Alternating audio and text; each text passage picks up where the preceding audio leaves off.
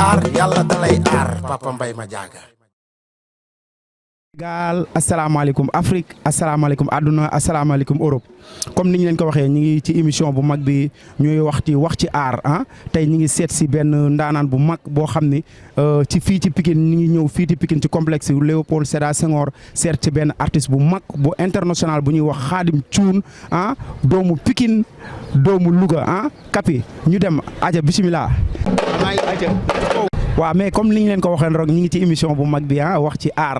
war a dalal ndaanaan bu mag ci début bi comme li ñu ko waxee ñu koy wax xam nga Khadim Thioune l'international ah borom Pikine borom Louga maam Khadim maa ngi lay siyaar. Papa Demba maa ngi lay siyaar di la màggal di la nuyu yow xaw ma dama laa wax ni la artiste wala dama laa wax sama doomu ndey xaw ma dama laa war a wax Baye Fall bi. yow loo wax rek. waaw maa ngi lay siyaar di la màggal di la bëgge di la dalal. di dalal sa caméraman borom baax Kapi di dalal nag yaay Dip TV sunu yaay ah waaw kun bu ñu waxee yaay Dip TV nag sunu xel dem ci sunu xarit sunu doomu nday artiste international sama xarit Diène Sagna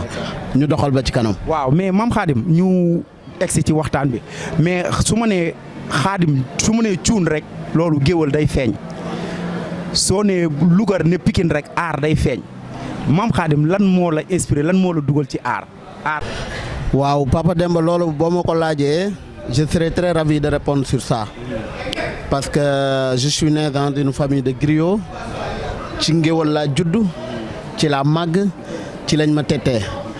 ndax sama maam El Hadj Ibrahima Dieng ku ne xam ne ni moo doon diriger cercle de la jeunesse bu Louga une très grande compagnie qui était à Louga ma judd ci aar nag sama yaay Fa Binta Dieng yaayu maam Doudou nekkoon ci aar samay nijaay ñoom Alassane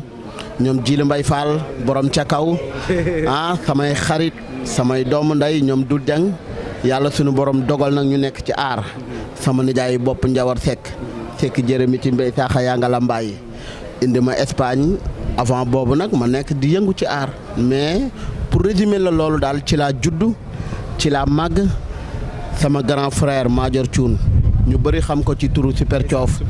yàlla sunu borom moom Djili Mbaye Fall Alsane Dieng ñu tette ma ci aar ma judd ci ba pare nag doogoy jàngi leneen xamanteeg sama grand frère Yelli Thioune moom it mu tette ma teg ma ci ay tànk ba yàlla dogal tey ñu naan Khadim Thioune koo wax ñu ne Khadim Thioune bëgge rek. waaw mais gis nga li mu wax ku ne ku lim fi mu wax ni fi mu nekk fi mu jógee ci aar rek ñooñu boo tuddee aar rek mënoo leen ñàkk ba ñu tudd kon Khadim wax na ay débuté am ak lu ko dugal ci aar mais Khadim sa aar dama am benn affaire bu ma seetlu loo xam ne dama ko seetlu doon artiste nag biir Europe yomb na. nekk ci benn sa dëkk di fa def bay sa waar mais yow dama gis ni da nga bokk ci artistes yi nga xam ne ni ci artistes international yoo xam ne dañuy def tournée duñu toog rek ci benn dëkk suba ñu ngi France ginnaaw suba ñu ngi Espagne ginnaaw suba ñu ngi Italie ginnaaw suba ñu ngi Suisse Khadim loolu lan la. waaw comme on dit à chaque fois rek avant de quand tu exécutes dans un métier il faut bien l'apprendre il faut nga jàng loo doonul taalibeem rek doo doon sëriñam. ginnaaw bi ma juddoo ci aar nga fekk ma fii nga xam ni fii laa juddoo fii laa yaroo Pikine c'est pour ça parfois on m'appelle l'oiseau de Pikine on m'appelle l'ambassadeur de Pikine comme l'ambassadeur de Béguérek comme ni nga ko xamee Papa Demba yow en tant que artiste ma xamee ko noonu Diène Sagna xamee ko noonu ñeneen ak ñeneen d'autres artistes que je peux citer tant d'autres Maf Sañ-Sañ sunu xarit ñoo ñëpp xamee ko noonu di dund ci aar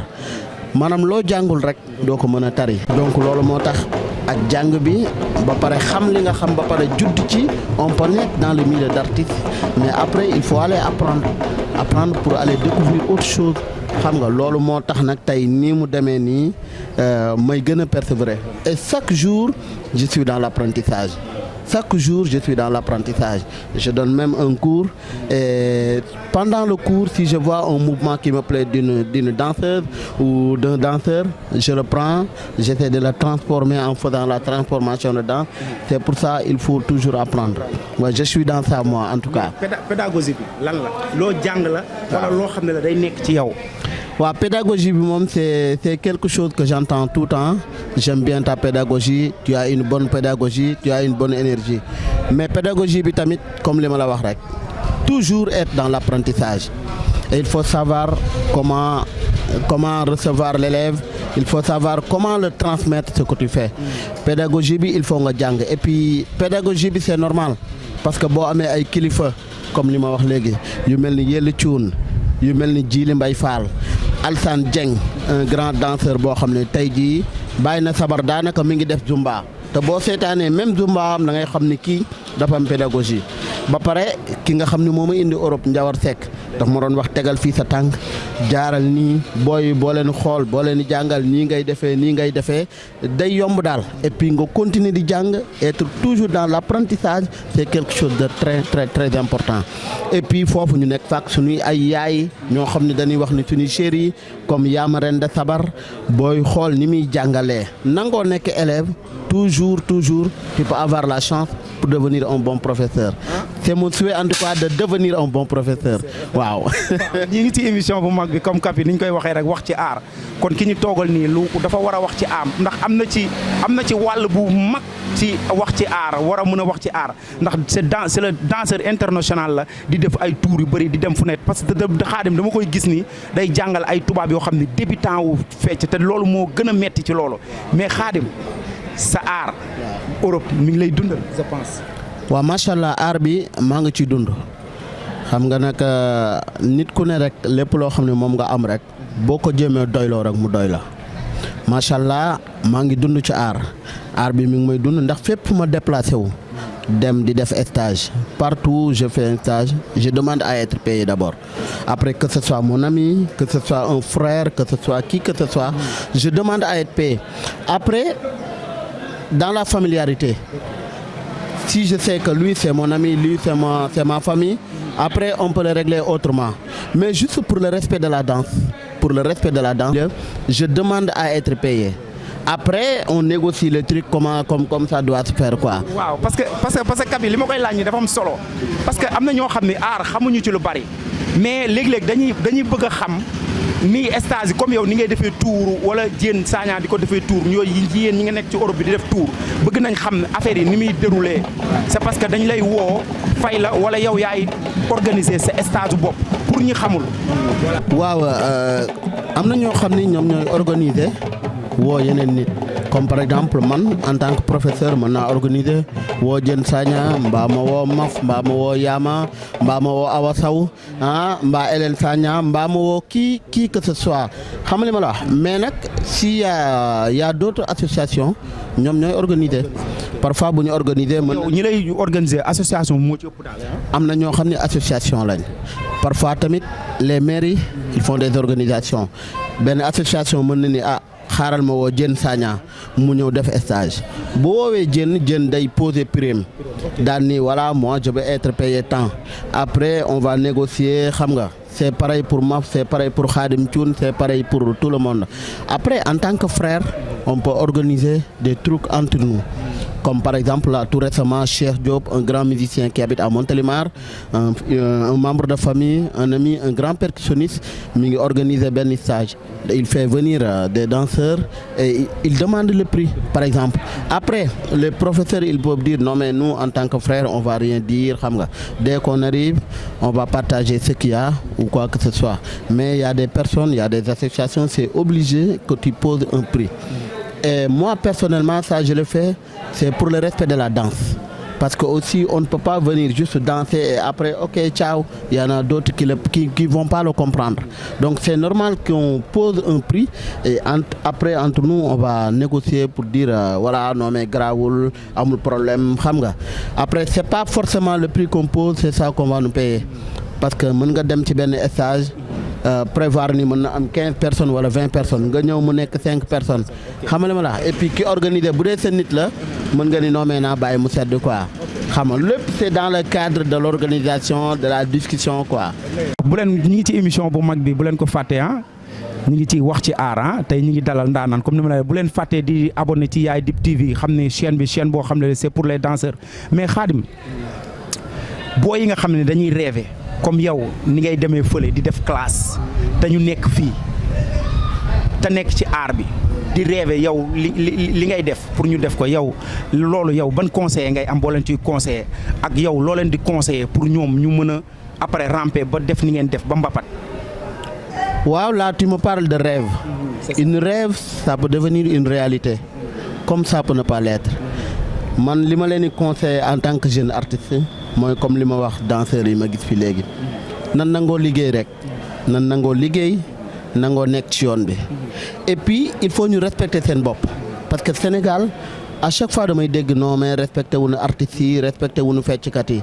mais artistes yi ñoom ñoo war a njëkk a respecter seen bopp parce que comme li ma leen wax léegi da ngay gis benn artiste mu ni fecckat la wala mu ni tëggkat la pour moom tant que rosa burul tuuñ bi ba mu xonk du artiste tant que solul tubéy boo xam ne fu mu romb ñu ni kii góor la wala kii jigéen la pour moom du artiste non mais c'est pas ça le succès c'est pas le succès qui fait que on est artiste il faut être dans l'apprentissage il faut nga nangoo jàng être proche des grands maestros du loolu il faut nga nangoo jàng il faut nga nangoo jàng comme li ma wax gars yi léegi juste jàng pour ëllëg boo demee nga mën a tari. gars yi conseiller pour booy danseurs yi nekk fii. pour juste il faut nga nangoo jàng juste ça après nag nga nekk fii wër tàndi béer yi wala nga wër ngénte yi ba mu jeex après nga ni fecckat la ça suffit pas mën na la préparer loolu mën na tax nga mapat mais pour nga jàng boo génnee nga war a mën a tari il faut nga dem ci école de danse yi il faut ngay approcher professeurs yi ñëw nangoo nekk seen taalibe yaa ngi dégg man nag comme man moom maay taalibe gars yi nangoo sëriñ ci sëñ yi nga ko bokk ci xalif yi nga bokk waxuma ñu ñëw nekk man sama taalibe mais am na gars yoo xam ne buñ leen jegee fii ay maestro yi fi nekk ay Jili Mbay ay Bamba Gueye ay Yelli Cuun xam nga ñooñu mën na leen a jege ñu ñëw jox ci ñoom dara mais c'est pas juste ñëw fecc pour ëllëg ma dem Europe wala ñëw fecc pour après ma am xaalis mën a def li mën a def laa non comportement bi dafa am solo ci xol lay ne te juste conseil bi ma mën a joxe tamit xëy na du nekk conseil bu facile en tant que danseur yi mais danseur bu ci am jot parce que la majeure partie des répétitions presque boo xoolee après-midi bi la danseur bu ci am jot boo xëyee suba wutal nga liggéey da ngaa xëy dëkk fii buntu Pikine mbaa nga dëkk Parcelles nga gis ñoo xam ni benn entreprise boo xam ni soit day raxas oto wala muy raxas vitre wala muy nga am temps wu dem fa gagné fa benn 2 heures de temps wala benn 3 heures de temps non mais def ko du tax nga ñàkk fayda parce que li ngay bañ fii boo demee moom ngay def amaana man nag peut-être je remercie le bon Dieu man j'ai toujours compris ça man dama daan dem liggéeyi su ma xëyee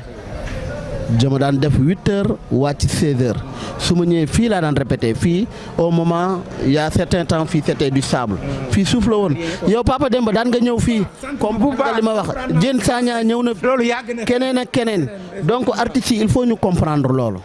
il faut ñu comprendre loolu parce que tamit il faut ñu xam ko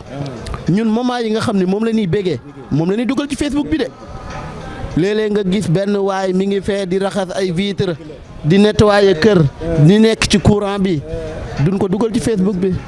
waaw bu ñuy fecc nag Baara Mbay gi dox ceebu jën geeg yooyu loolu la ñuy dugal ci Facebook bi mais li ñuy daj ci ginnaaw duñ ko wax waaw kon nag ku ci nekk nag sa chance mais sama mbokk artistes yi li ma leen di conseiller ku ko mën na nga ko def de passage may saluer Mbacke Sène Moussa Ndiaye waaw su ma limee rek xëy na mën naa juum ndax gars yi macha allah man moom may artiste boo xam ne ñoom Petit Mbuub ñoom ñëpp samay xarit lan samay doomu nday la. ñi gis naa ne moom ñëpp lay joobal. non man waaw man samay parce que tamit art bi il faut ñu rafetal ko damay profité ma wax ko fii yàlla sunu borom dogal na sunu papa ñoom àlla sekk nekk nañ ci art ba jóge fi mais mosoo gis ñu ni artiste bii làqu na nan dem tànn béeral ko. déedéet. kon buñ ci nekkee nekk ci loo xam ne ci benn côté dañ rafetal ko quoi. waaw dañ naan ci benn côté yàlla gërëmu ko mais su ma neexee ma ni am na fu mu ko gërëmee ndax ci benn côté ñun am nañu ci teral seen wayjur islam loolu tamit am na solo ça dépend nag ni nga koy jëlee ça dépend ci ni nga koy jëlee donc aar bi ku mu tax nga ñaawoo ak nit wala ku mu tax nga yàq nit yaa ngi nelaw dara jaru ko fi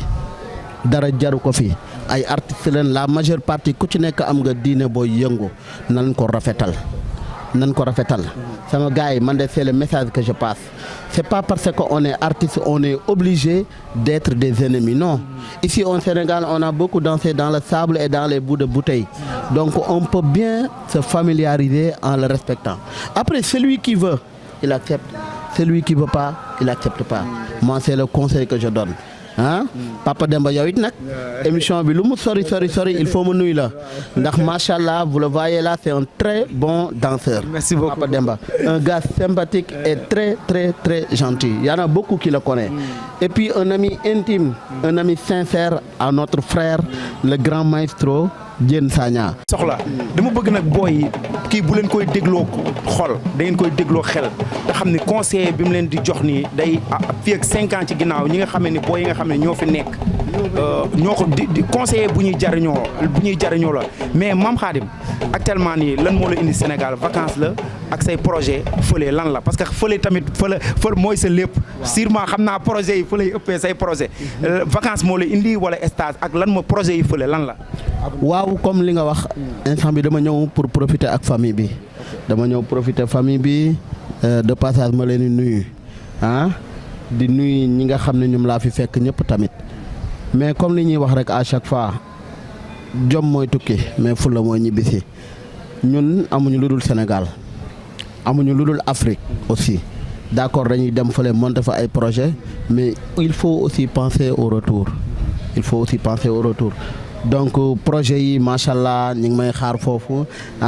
ñu war a ñëw war a doxal mais fii tamit am nañ fi ay projet te ay projet mënu fee ñàkk déjà en parlant de projet je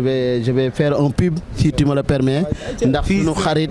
yaay Dip Sarr mi dafay organiser benn festival bu mag janvier 2023 jusqu'à décembre jusqu'en janvier donc préparez ça avec Diène Sagna et son équipe décembre janvier 2023 ne vous le faites pas raconter. waaw comme ni mu waxee rek comme li ma la projet yi yaay Dip TV nag am na association la lu ci bari na ay affaires yu mu war a yu muy def yu bare ci yaay Dip TV comme ni wax ñu ngi war a organiser le 28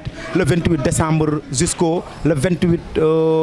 janvier. un mois festival bu mag bu la war a doon stage de danse te boo xam naa ni dina bëri ay maes yoo xam ne dañuy ñëw xam nga def mais Mame Khadim looy tàggatoo. waaw li may tàggatoo dañuy laalaat tuuti ci projet yi parce que comme ni sama doomu nday amee projet man tamit am na benn projet boo xam ni bind naa ko fii j'ai un projet que j'ai lancé fii waaw ça se prépare déjà en Europe et ici au Sénégal ñu ngi koy def ci marché bi mais ci li may tàggoo mooy comme li ma wax léegi rek Papa Demba ñu gën a booloo parce que Sénégal li ñuy kaas ci benn côté am nañ ci dëgg ci wàllu aar bi parce que bërki Dembo Ndiaye bi ma demee stade gis inauguration stade bi pour man suñ ma joxoon metteur en scène bi duñ ma ko jox parce que am na ay kilifa yu fi nekk mais am na loo xam ne mënoon nañ ko gën a mën a valoriser yaa ngi dégg d'accord man j'aime tous les artistes waykat yëpp laa bëgg du ma ci def distinction mais bu ne inauguration am na leneen lu ñu waroon a gën a mën a ficeler parce que Sénégal nag mënoo wax Sénégal lu ñu fiy def lu mu rëy imagineel boo jëloon ci mbër yi lu mat 100 mbër wala 200 mbër ñu takk sër yi taxaw takk jaaj yi woo sabarkat yi lu mat 1000 sabar sax jar na ko ñu def seeni costume taxaw ci digg stade bi yaa ñi moom gi dox yaa ngi dégg yaa ñi moom gi dox ñu génn culture bi loolu amoon na solo bon xëy na nag gars yi ñu mën a jàngal seen liggéey mais en tant que porteur de voix j'ai le droit de donner mon mot sur ça c'était bien beau artistes yëpp ñëw def seen prestation mais ni waykat yi ñëwee def seen prestation ku ci ne ma amoon na moment boo xam ne waroon nañoo woo danseurs yi habillé leen en tenue traditionnelle avec des babouches marakis gars yi dawal baara mbay gi ceebu jën gi fecckat yi sànni marakis yi stade bi jóg parce que le but c'était de vendre notre culture. Même si on ne le voit pas assez au Sénégal, la culture, ce qu'il fait au Sénégal, je pense qu'il n'y a aucun domaine qui fait pareil. buy ñëw fii di indi ay touristes ñu ñëw Sénégal mais mënoon na ko defee neneen mais Sénégal da ciy gagné parce que tubaab bi dañuy jënd seen i billets ñëw dugg Sénégal keneen ak keneen yaama la même chose liñ fi indi lépp fii lañ koy bàyyi yaama ren de sabar la même chose man mi en 2019 j'ai fait pareil d'autres personnes pareil ma sañ tout le monde ils font pareil donc vraiment j'aurais bien aimé que artistes yi bu ñu leen valoriser wul ñoom nañ valoriser seen bopp bu leen valoriser wul nañ gën a valoriser seen bopp gars yi nañ def benn say jéem a waxtaan jéem a juboo suñu biir aar bi dara gënum koo mën a yóbbu Sénégal ca kanam waaw may nuyu encore une fois sama mbokk artistes yëpp may nuyu mbokk artistes yëpp ku ni artiste nag di nga wax fecc di nga wax tëgg di nga wax lépp di nuyu musiciens yëpp tëggkat sabar yëpp je salue tous les que ce soit danseurs burkinabés que ce soit maliens que ce soit ivoiriens parce que la danse doit réunir waaw te nag tous les danseurs que tu vois des autres mondes ils aiment le Sénégal et ils aiment le sabar donc de passage ma leen di nuyu yéen ñëpp mais je ne peux pas fermer cette discussion sans saluer la famille de la danse parce que comme je dis moi j'ai pas d'élèves j'ai une famille de la danse et stage yi may def yëpp à chaque fois qu'on dit stage il y a beaucoup de personnes qui viennent qui donnent leur sous qui donnent leur énergie qui viennent partager avec nous et ils aiment beaucoup elles aiment beaucoup la culture africaine je dis culture africaine de manière générale mais comme particulièrement Khadim il fait que du sabar elles aiment le sabar donc je vous salue béggee rek waaw comme ñi ngi wax Khadim Thioune vraiment bëgg naa artistes yi ku ne déglu li Khadim di wax parce que dafa am importance surtout mi ngi wax ci benn côté boo xam ne comme ne la art day du xaajalewul dafay boole mi ngi wax na li mu war a wax ji dama bëgg rek émission bi ku koy déglu rek mu dégloo ko xel tey ndaanaan ay wax koo xam ne mi ngi bay waaram ci art bi te dafa bar te am na lu am solo lu muy souligner mooy stage de danse yi gars yi di def fii même bu fekkee ku nekk ñaata personne janvier ba février ba mars ba avril ñaata danseur ñoo fi indi ay nasaraan yu mësul ñëw Afrique yu mësul ñëw dafa bari te bu ñu ñëwee dañ fiy bàyyi lépp xam culture du Sénégal kon ñooñu di leen fi indi gars yi war nañ mën a am benn affaire bu ñu leen artiste yi xeebuñu seen bopp dama bëgg Khadim rek gars yi xam un artiste danseur surtout un artiste danseur li ñuy ful bi ñuy dereel au monde parce que yow Khadim Thioune déjà da ngay dem chaque année lu mat presque 12 pays yu bokkul te 12 pays yu bokkul yooyu bu ci nekk rek da nga fay fekk lu mu dee 20 personnes ou 30 personnes yow nga leen di xamal aaru Sénégal ñenn ñi ñu war a ñëw Sénégal ñenn ñi war a découvrir Sénégal kon dafa baax artistes yi ñu jàpp leen danse nag Sénégal nag dañ koy xaw a négliger tuuti mais yéen ñi nekk Europe ba yéen xam ngeen voilà comme di wax ni rek li ci xajul ci cin bi liñ koy wax de voilà liñ duf nag xajul ci cin bi maam Khadim di la wax rek def sa lan ak lan ngay tàggatoo quoi waaw Papa Demba balaa maa jeexal mooy nuyu koo xam ne nag artiste la danseur la parce que instant bi maa ngi nii Sénégal mais moom moo ma remplacé sama cours yi nga xam ne moom laay def malgré que amul jot muy Modou Gabon di sama xarit dëkk Mbour waaw di nuyu nag képp kuy artiste waaw di nuyu sa caméraman nag macha allah Kapi le grand caméraman di ko saluer vraiment di boo ko xoolee da ngay xam ne nit ku baax la Diène Sagna gars yi nga ma yabal macha allah ay Baye Fall lan Kapi ma lay nuyu bu baax yaay Dip TV Papa Demba le grand Papa Demba yow on doit te jouer le Barambay ici de un grand maestro macha allah un gentleman nit ku baax am na loo xam ne nag duma ko wax ci émission bi mais may nuyu sama jigéen sama doom Awa Sow nuyu bu baax Sow Pulo jëri waaw billaay wallaay di nuyu Bintu tamit sama doom parce que moom artistes yi nekk Sénégal jóge Sénégal dem fële ñi nga xam ne taxawoon naa leen bari na trop mais moom elle est très reconnaissante macha allah ma koy saluer di saluer tous les danseurs di saluer nag particulièrement samay frères samay cousins Mame Doudou Diaw borom Louga Doudou Dieng Amadou Dieng le grand maestro borom Suisse borom Louga Mbaye Sall borom Suisse Paco borom Italie Baye Manga borom France Khalifa borom Allemagne waa di nuyu ñëpp rek vraiment di leen siyaar di leen béggee après s'il y a des noms que j'ai pas dit je m'excuse on n'avait que 30 minutes pour faire l'émission mais pour terminer si je dis la famille de la danse il y a tout le monde dedans Bira Faye borom Perpignan maa ngi lay nuyu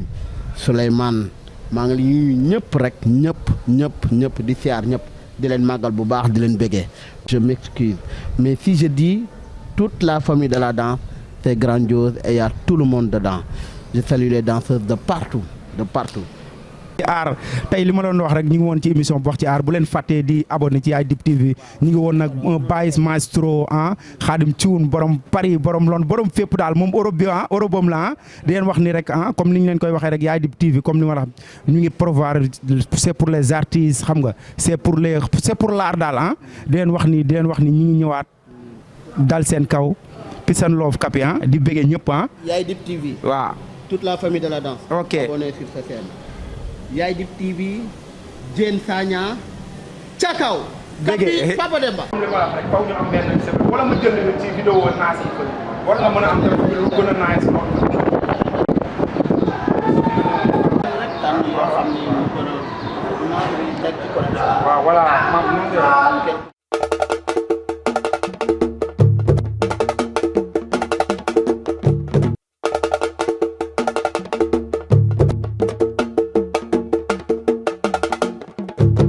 Yaay Dib TV dikk na gis télé bi nga xam ne ñun artistes yi rek ñoo ko tax a jug fu mu fekk wane ñu li ñuy def interview. Diène Sagna yow yaa ngi aar di def si aar te boo dee aar di def si aar yàlla da lay aar Papa Mbaye Madiaga.